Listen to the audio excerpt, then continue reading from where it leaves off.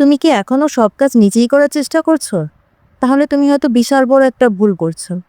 পৃথিবীর বড় বড় সকল মানুষরা কিন্তু সব কাজ নিজে করতে জানে না, কিন্তু তারা এটা জানে অন্যের স্কিলকে কিভাবে লেভারেজ করতে হয়।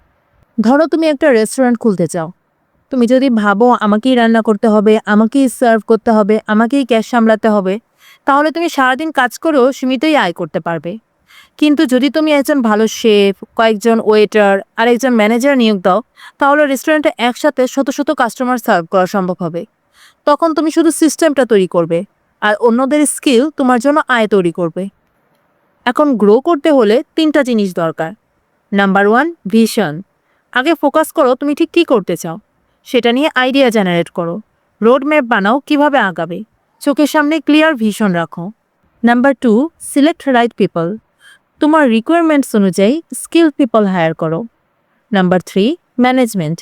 একটা সিস্টেমের ভেতর আসো এবং মানি ম্যানেজমেন্ট, কাস্টমার রিলেশনশিপ ও মার্কেটিংয়ের জন্য একটা টিম বানাও। প্রোডাক্ট অথবা সার্ভিসের কোয়ালিটি মেনটেন করো, কনসিস্টেন্সি ধরে রাখো। এভাবে করলে তুমি একা কাজ করলে যতটা আয় করতে, তার চেয়ে অনেক বেশি আয় হবে।